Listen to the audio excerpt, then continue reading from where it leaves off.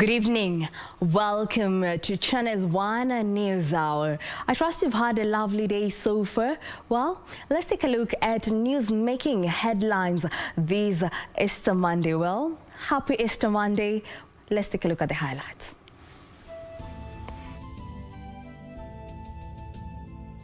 Bizarre killing. 19-year-old teen beheads his grandmother in Kisumu and carries the head in a bucket to a police station.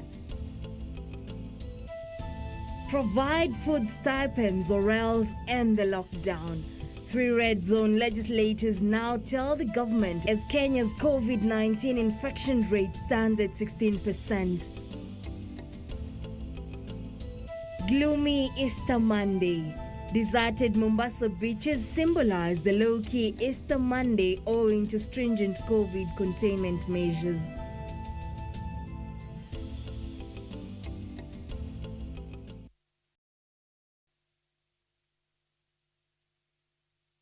Welcome to the broadcast. My name is Jacky. Wambiru. Our sign language interpreter is Lensa Odinga. Remember, this is an interactive segment. You can reach us on our Twitter handle at KBC Channel 1 or at Jacky Wambiru. Now, to kick us off, 460 more people have tested positive for COVID-19 in the last 24 hours. The positivity rate standing at 16.7%, with 20 deaths also reported on diverse dates. Now, this coming as the number of ICU admissions rose to 200.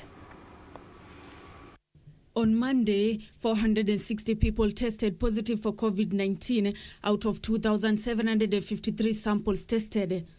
The latest figures, which represent an infection rate of 16.7%, also pushed Kenya's caseload to 139,448. 20 patients died of the disease, with 1 death being reported in the last 24 hours, 10 in the last 1 month, and the other 9 as a result of late reports from the various facilities. This bringing the total number of fatalities to 2,244. The Ministry of Health says that 178 more patients have made full recovery, taking the total number of recoveries to date to 94,361. Another 1,590 patients are in hospital, out of whom 200 are in the intensive care unit and 17 in the high dependency unit. These come in as the clergy called on the government to offer more civic education on the coronavirus vaccination ongoing in the country. The clergy saying current vaccine apathy by a section of Kenyans was fueled by misinformation being peddled. Na isije ikawa kuna watu wengine ambao watakuwa wakiitisha pesa ama wakitaka kudunga watu vaccine kwa malipo. Sasa watu wataanza kufikiria kwamba hii ya kulipiwa huenda ikawa ndio ya maana. Nancy Okware, Channel 1 News. In other news, a section of members of parliament from the 5 counties locked down under the COVID-19 restrictions now want the president to set up a lifeline fund that will offer stipends for food to at least 4 million Kenyans across the 5 infected counties. Now, led by Kikuyu member of National Assembly Kimani Ichung'wah, the MPs argue the enhanced COVID-19 prevention measures recently announced by the president had disrupted livelihoods, hence the need to offer support, especially to small-scale traders. As Kenyans in Nairobi, Nakuru, Kiambu, Machakos and Kajiado counties remain contained in what the government has locked as COVID-infected counties, 3 lawmakers from the region now want the president to caution the poor in those counties from the economic effects of those measures. Kikuyu MP Kimani Ichung'wah, Dagoretti MP John Kierie, and Nakuru Senator Susan Kihika want the president to set up a lifeline fund to provide the vulnerable persons in the lockdown counties with food. Huu ni wakati wa hatari. Wananchi wana ghadhabu. Wananchi wamekasirika. Huu sio wakati wa kuwachokoza wananchi. We therefore propose that the part of the IMF funds procured by GOK, Government of Kenya, on account of the pandemic be directed towards supporting businesses from the bottom of the pyramid in order to achieve the twin objective of growing the economy from the bottom up. The lawmakers want the 14 billion shillings set aside for referendum diverted to the Lifeline Fund to offer at least 3,500 shillings per month to the 4 million families affected by the lockdown. Further, the MPs propose a government-supported waiver of interest on loans for business people in those 5 counties and a moratorium on principal repayment for at least 6 months. Unapofunga kaunti hizi 5, umefunga Kenya nzima. Kwa kuwa watu ambao wako upande wa kaskazini hawawezi wakafanya biashara ikiwa Nairobi na Kiambu imefungwa. Walio katika eneo za magharibi, ikiwa tumefunga Nakuru, tumefunga upande wa magharibi. Upande wa kusini na upande wa pwani umefungwa pindi tu tunapofunga Nairobi, Kajiado na Machakos. Kwa hivyo hii ni lockdown ya nchi nzima. They also want the government to roll out a mandatory COVID-19 mass testing and vaccination campaign. To finance the mass vaccination campaign, the MPs want 50 billion shillings diverted from Ministry of Defense and that of Interior to purchase the vaccine. Kevin Washira, Channel 1 News. Now, still on emerging issues courtesy of COVID-19, AstraZeneca vaccine has been kicked out of a U.S. factory after a mix-up is thought to have contaminated 15 million doses of a coronavirus vaccine produced by Johnson & Johnson. The American decision is a fresh blow to the Anglo-Swedish company after Germany suspended the use of the vaccine for the under-60s last week over concerns of reported blood clots. The Oxford AstraZeneca jab, which was being produced by a subcontractor at a plant operated by Emergent Biosolutions in Baltimore, has yet to obtain approval from the U.S. Food and Drug Administration, but production of the vaccine had started in anticipation of green light. The plant was also manufacturing Johnson & Johnson's vaccines, where workers at the factory mistakenly mixed the ingredients, and as a result, 15 million doses of the vaccine produced had to be destroyed. Johnson & Johnson will now assume full responsibility for the production of its vaccine at the plant. For Channel 1 News, I'm Jacqueline Masharia.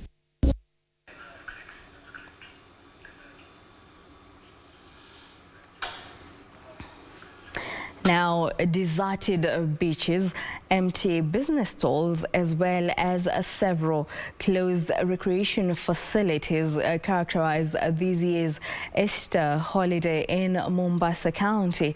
The coastal town, which is usually the epicenter and culmination of Easter holiday festivities, was literally a shadow of its former self, with very little activities witnessed on Monday thanks to the latest COVID-19 containment measures by the government. And as Janae Carissa reports, the directive has been met by backlash from the locals. As is the norm, residents of Mombasa are known to make merry during the festive seasons. The Easter holiday, not exception. However, the pangs and effects of the ongoing COVID-19 measures that puts at least 5 counties, among them Nairobi, under lockdown has forced locals here to adapt to the new normal, at least for now. The famous Mama Ngina waterfront, which is the main recreational center here in Mombasa, has been closed for the public. Empty stalls and a deserted park are some of the scenes that have characterized this Easter period, not only here at the Mama Ngina waterfront, but across recreation facilities in Mombasa County. The situation disorienting merrymakers.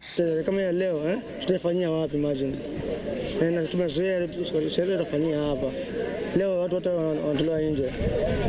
Mtoto analia, mtoto yote utapeleka wapi? Tulizoea tukatoa kwa nyumba, tunadanganya kuna sisi ni nini watu wamefurahi. Leo wafurahi wapi? Wangeruhusu watu waingie, mradi mtu akuwe na barakoa na ile keep social distance. Wangenyima watu raia angalau wafurahi. Kama farasi ndio hizo asibebi. watu wa ice cream hawauzi, watu wa maji hakuna mwenye anafanya biashara yoyote hapa. Sisi hapa tu ni kuangaliana mpaka jioni. Tumefungua nyumba tangu corona ianze, na lalaba chini na watoto wangu. Nashindwa tutafanya nini? Atuonee huruma. Alikuja katufungulia na tukashukuru Mwenyezi Mungu. Nakumbuka tumeathirika miaka 3. Kwa sababu mwaka wa kwanza walikuwa wanatengeneza, 2019 walikuwa wanatengeneza tukafukuzwa nje. Mwaka wa pili nao corona ikaingia. Huo ni mwaka wa pili. Mwaka wa tatu tena tuko bado nje. Kwa hivyo kuna wengine wetu hata wamekufa kwa sababu ya stress, kama kina Uyugi walikufa kwa sababu banda zao zibomolewa akawa kwa nje. Kwa hivyo mwaka huu watu wanateseka sana. This is the second year in a row Easter holidays have been celebrated here in low tones owing to the global pandemic. Juni Karisa Mbele from Mombasa County.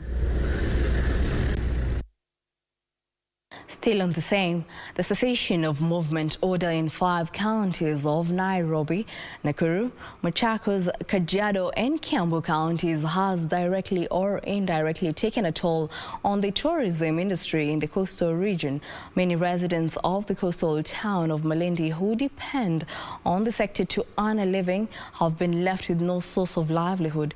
The Easter holiday, which comes as a windfall to the locals, has suffered a major blow this time round, with many local tourists cancelling their hotel bookings. Let's take a look. The COVID-19 pandemic continues to ravage the globe with its devastating impacts. The entertainment and hospitality industries have been drastically affected by the economic downturn caused by the COVID-19 pandemic, forcing many players to close shop, with others left struggling to stay afloat. At the coastal region, where tourism is the main economic activity, the empty beaches and hotels have spelled doom for many residents who depend on the tourism and hospitality industry to earn a living. One such man is Kennedy Simba, an artist who goes by the name K. Simba. Things have been rough. K. Simba used to supplement his earnings by organizing safaris and excursions for tourists. But when the COVID-19 pandemic struck, he was not spared and had to look for an alternative means of survival. Aswa hali ya corona imetufanya tumeweza kudhibiti maisha yani kwa njia nyingine ambayo tukutarajia. Mwanzo kukosa kazi, unaona, inabidi kile kipato umekuwa ukipata hapo nyuma ulikuwa umekeka kando, sasa unakifanyia kama daily base, yani ya basic zako za kawaida, chakula ama kuishi. He says many youths from the region who depend on the tourism sector to earn a living have been left struggling to make ends meet. Vijana wengine wamejiingiza katika mambo na peleka bajaj, transport, unaona, kazi za mitaani, kujenga ambazo pia ni nadra. So most of guys they are affected sana ni. Kaingo Supi, a local musician from Fanisi Band, shares a similar plight. He says they used to get a lot of shows before the outbreak of the COVID-19 disease, but now they have been forced to organize free shows just to entertain their fans, albeit with no bread to take home. Tumeathirika pakubwa sana, manake hakuna show kwa ufupi ambazo zinafanyika. Show nyingi zinazofanyika pengine ni za online kwenye mitandao, na hoteli zimefungwa, na sisi wasanii sana tunategemea utalii. John Mvuko Ndago, chairman Break Yakutsi Beach Operators in Malindi, who owns a beach restaurant, also narrates how business has been bad. He says they were hoping to get a reprieve during the Easter celebrations, but were met with last-minute cancellations, making things worse. Tulikuwa tunatarajia wageni wengi sana kutoka Nairobi, marafiki zetu wenye walikuwa wametubook, na wengine hata kutoka ng'ambo wenye tulikuwa tunajua atakuja, lakini sasa kwa sababu hili janga la corona imeshindikana. But amidst the challenges, they remain optimistic of a return to normalcy soon, even as they called on the government to find ways of cushioning them against the negative economic impacts of the COVID-19 pandemic. Wajua Rastaman usema ni kuna hopes kesho, hata tuwezi kujua kesho kutakuwa, maybe Uhuru anaweza amka aseme guys bwana rudini kazini. Kwa sasa tunaishi na hope, tukiomba mambo yabadilike na turudi maisha zetu ya zamani.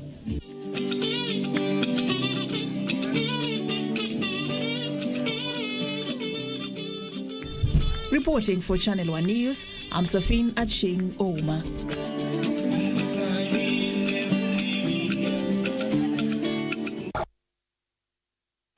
Now, in a separate matter, police in Kisumu County are holding a 19-year-old teenager who allegedly chopped off his grandmother's head in Nyalenda estate after a domestic row.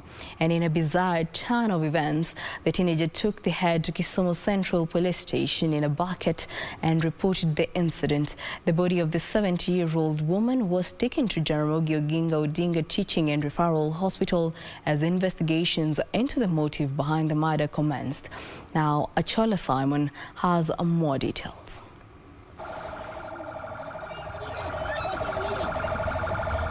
Police at the Kisumu Central Police Station was shocked this afternoon after the 19-year-old presented himself at the station with a bucket carrying the head of the grandmother. It's unfortunate that he had the body part of the grandmother. That's the head. So the officers got concerned and he took in the young man, and the scene was visited, and it was indeed confirmed that the young man had murdered the grandmother. He would then lead a team of police officers to the scene where he claimed to have committed the heinous act before leaving with the unusual luggage without anybody noticing. Alichukua jukumu kwanza kuzozana na nyanya yake kwa nyumba. Ile kuzozana ikawa sasa hasira zikampanda, akaamua kumaliza uhai wa nyanya yake. Tungeomba serikali watu kama hawa hawangeruhusiwa warudi, sababu amefanya kisanga yenye hata si jirani tumeokopa. Pia tu kama customer yangu, tena amenipenda tu kabisa.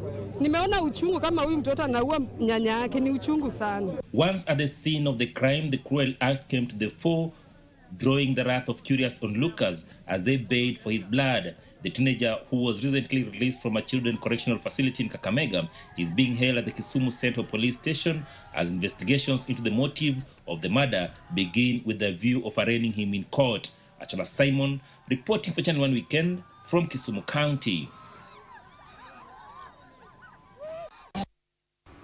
Now, moving on. The Directorate of Criminal Investigations detectives have arrested a security guard in Mombasa after torturing a man for alleged trespass. Now, the security guard at Ajab factory in Mombasa was arrested after a video of the alleged torture went viral, causing a stir online.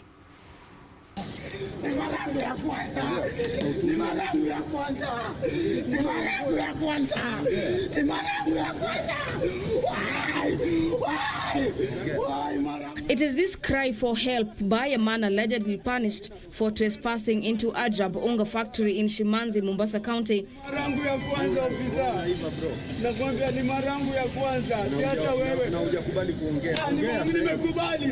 That triggered reactions among netizens, calling for the intervention by the Directorate of Criminal Investigation. He is being investigated on the act he committed. After collecting the information he may be having and also tracing the person he appeared to have tortured, then the evidence which will be collected, that same person will be arraigned in court to answer charges related to the act he did. But currently we are doing the investigation. And the way he manhandled that member of public, even if he had committed a crime, is not welcome. He did not act according to the law. There are the ways we are supposed to handle suspects when they have been arrested. They have to be handled in a human way, even if you have committed a crime.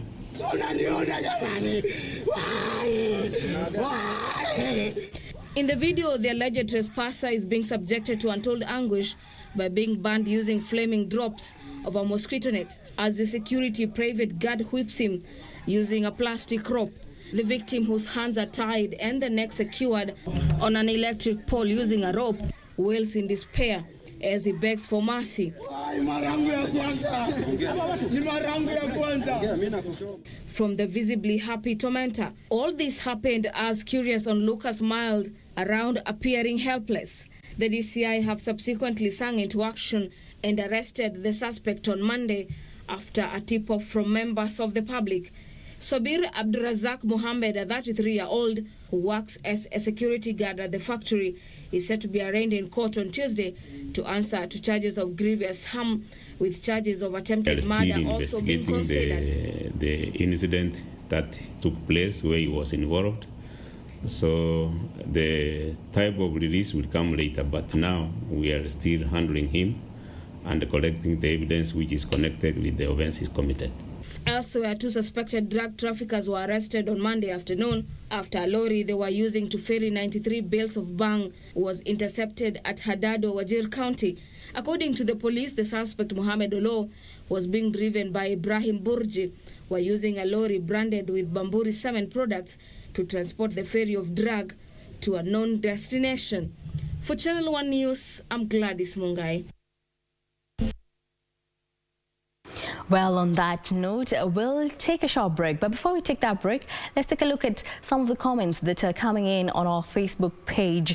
And I see Boniface Kiala, you say you are watching us from Mwala, while Bonnie the baker says he is watching us from Mlolongo. Joseph Nyakundi says you are tuned. Jobias Mstawi says you are watching us from Isinya. Timothy Muyeko says you're tuned from Kakamega.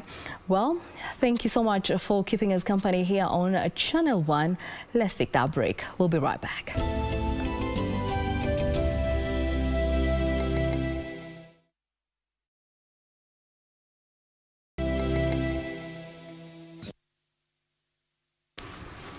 Welcome back. Now let's proceed. Residents from Kanyinyone village, Igembe, Meru County have been puzzled by the deaths of one family in the area under unclear circumstances. According to the area's senior chief, Gerard Kithe, the mysterious death of the 3 family members, father, mother and a son, in a span of a week has left many seeking answers, with elders called in to help. The death of 3 family members in less than a week in Kanyanyene village, Igembe, in the larger Meru County has been met with shock by residents. The mysterious deaths inviting various theories from villagers, with some claiming it could be related to a curse on the family. Tuko mazishi hii ndio ya 3 imefuatana mfululizo.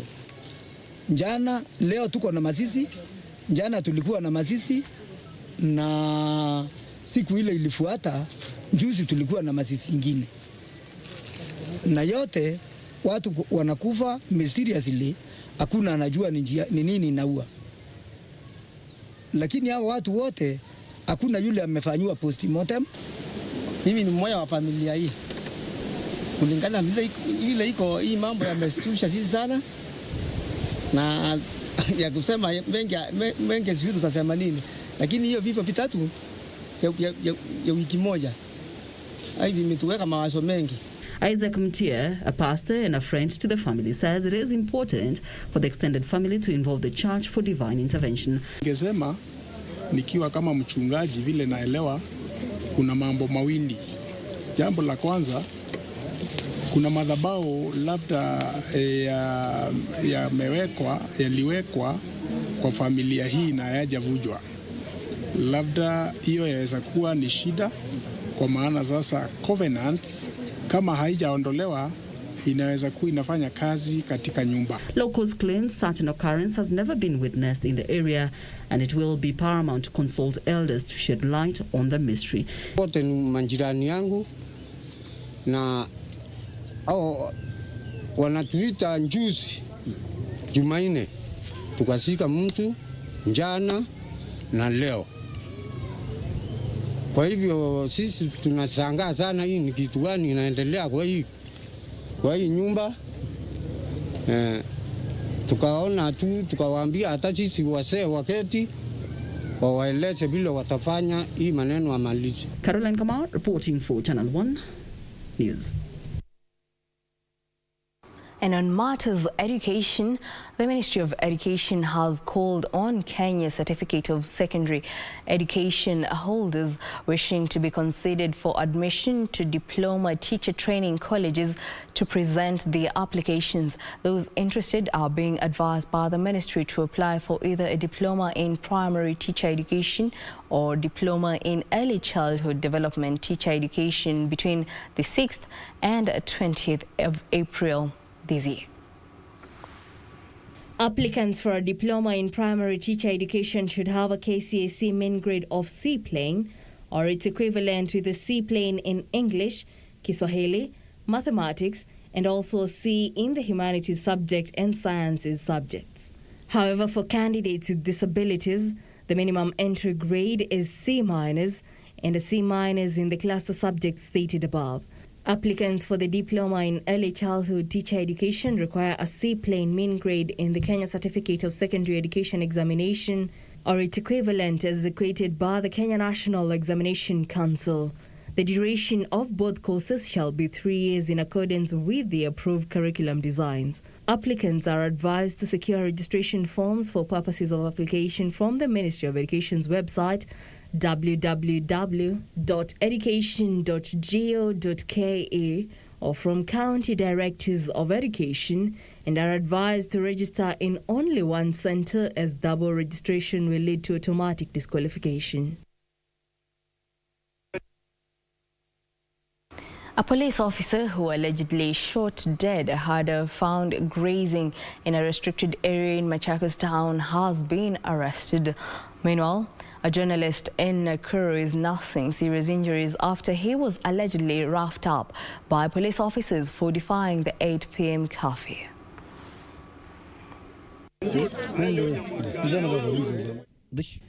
The shooting of a herder by a police officer on the prohibited area led to the setting ablaze of a 30-acre grazing field and a hay store belonging to Machakos veterinary farm by angry locals. The irate residents expressing their displeasure on the officer's act, whom they allege drove away the cows and demanded 6,000 shillings in order to get the cattle back. Tutiwa kutoka mgongo, bunduki ikakuja kutokea hapa mbele. Huyo ni mtu alikuwa ameenda, ni kama ameenda, yani amejisalimisha. Sasa ni mtu ambaye anakimbia. Sasa tunauliza askari kusema ukweli. Sisi tumekuwa watu anawinda watu.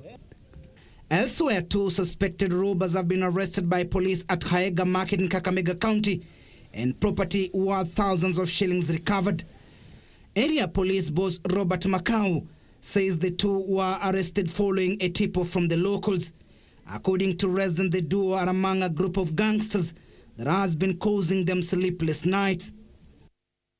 Zimekiwa zikiimbiwa mara kwa mara na mtu amekuwa akipunja manyumba za watu na amekuwa akitafutwa kwa muda mrefu, lakini kwa usaidizi, kwa bahati mzuri, kwa usaidizi wa members of the public, yeye mchukiwa leo saa 10 amepatikana na vitu mingi ambazo ni sawizi. Hata mimi juzi nimeibiwa simu zangu 2, simu 7,000 na 4,000, na hata kijana akanipiga. Hata saa hii macho yangu huwezi ona, lakini saa hivi vile wameshikwa wanaenda kuachiliwa na tena watarudi tena kutusumbua tena. Still in Kakamega County, police are holding a man in custody after he is alleged to have eloped with another man's wife. According to residents, the husband to the said woman has been having an affair with the suspect who later took off with her. Hiyo ripoti ya mbwana kunyang'anywa bibi na mwingine na upanga, tungali tunaendelea kuchunguza tujue ni kitu gani iliendelea ndio mbwana na bibi aweze kuchukuliwa na mbwana mwingine. Tushaongea na mwenye alinikosea, tumesameheana. Nataka mambo ishe, tunarudi nyumbani kama marafiki wa ndugu na tuendelee kwa njia moja, kwa tukio na roho moja kwa mwingine.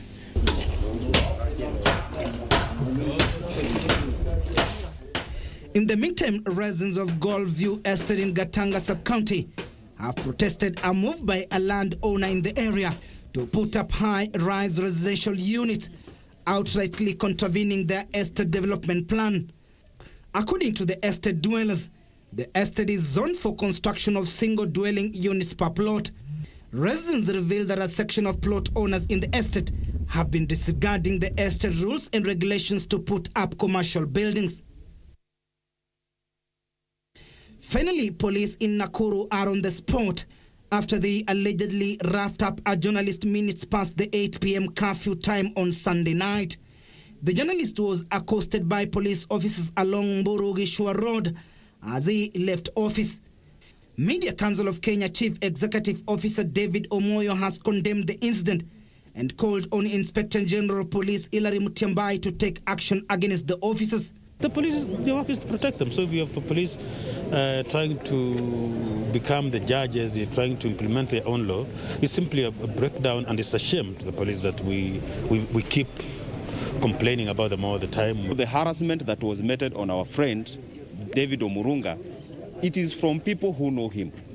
And to make the matter worse, the OCS was in the car, Bwana Nyaga, and he knows them. Timothy Kipnusu for Channel 1 News.